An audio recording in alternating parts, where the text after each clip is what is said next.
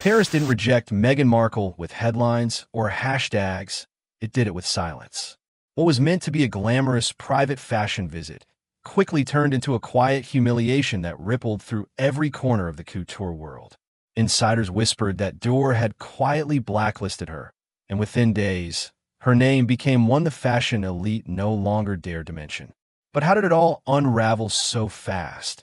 And why did one of the world's most powerful brands decide she wasn't worth the risk? Because in Paris, rejection doesn't come in press statements. It comes in the form of a closed door and a smile that means no. When Meghan Markle touched down in Paris, it wasn't for sightseeing. It was a calculated comeback. Her team called it a private fashion visit, but insiders say Dior already knew she was coming. Behind those marble doors, staff had been briefed. No meetings, no fittings, no exceptions. Her name had been quietly red-flagged weeks before. Still, Meghan arrived with confidence, insisting she had a couture appointment. But the list said otherwise. No entry, no record, no welcome. Dior's team remained calm, polite, and distant, the kind of silence that says everything without a single word. For Meghan, it wasn't just a scheduling mix-up. It was the moment Paris made its decision. Because in this city, rejection doesn't need drama, just closed doors and quiet glances. Inside Dior, the moment was handled with the precision of couture itself. Smooth, silent, and absolute. A communications lead stepped forward, confirmed there was no appointment, and wished Meghan a pleasant day. No arguments, no scene, just finality wrapped in politeness. But behind that calm exterior, the story ran much deeper. Sources revealed Meghan's team had spent months pitching Dior, proposing ambassador roles, joint campaigns, even a modern Diana rebrand meant to merge royal legacy with rebellion. The pitches were bold, even desperate. Executives weren't impressed. One insider reportedly said, "We dress legends. We don't create them from controversy." From that moment, her name vanished from Dior's contacts. That quiet rejection in the lobby wasn't an accident. It was the closing act of a decision made long before she ever stepped inside. Within days, the whispers started spreading through Paris. Dior hadn't just turned Meghan away, they'd cut her off completely. Leaked emails hinted her proposals had been reviewed, rejected, and quietly archived months earlier. Then came the final blow. Her name reportedly added to an internal restricted list shared across the LVMH network. The empire behind Dior, Louis Vuitton, and Givenchy. In the world of high fashion, that list is the kiss of death. It means no samples, no invites, no deals. Other luxury houses followed suit. Givenchy, once her go-to label, stepped back. Chanel declined future pitches. Stylists were quietly warned to avoid association. It wasn't personal, it was business. Meghan had become what every fashion brand fears most, a PR risk dressed in couture. And in Paris, they don't burn bridges loudly. They just make sure the next door never opens. Refusing to fade quietly, Meghan tried to stage her own comeback. Days later, she appeared at Balenciaga's Paris Fashion Week show.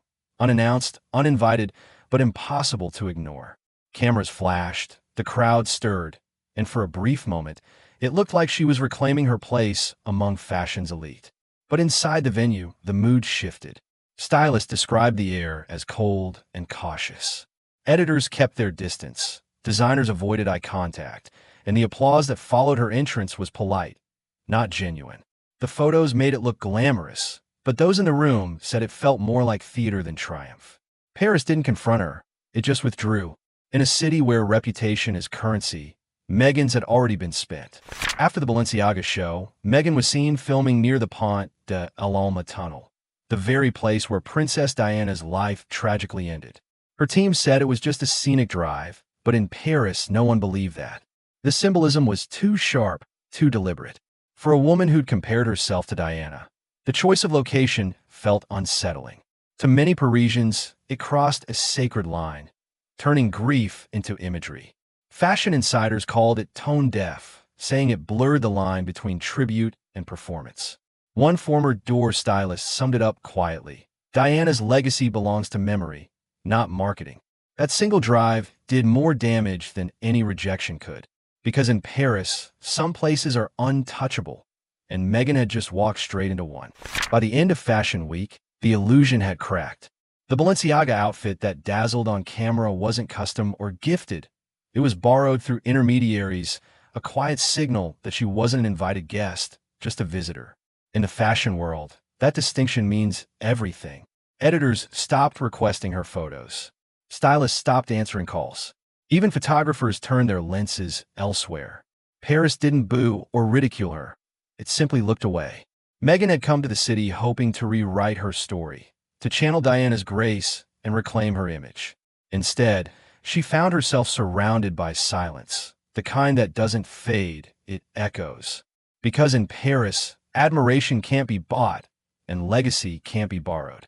You either earn your place, or you're shown the door, gently, but permanently. When Meghan boarded her flight home, the cameras still flashed, but the warmth behind them was gone. Paris had spoken without words. What began as a bid for redemption ended as a quiet reminder that image isn't the same as influence. She came chasing legacy, believing couture could rewrite her story. But Paris doesn't crown image makers, it crowns icons. And in the end, Meghan didn't leave as fashion royalty. She left as a reflection of her own illusion, polished, photographed, but no longer believed. Because in Paris, silence isn't indifference. It's judgment. And when the fashion capital goes quiet, it isn't waiting for your next move, it's already moved on.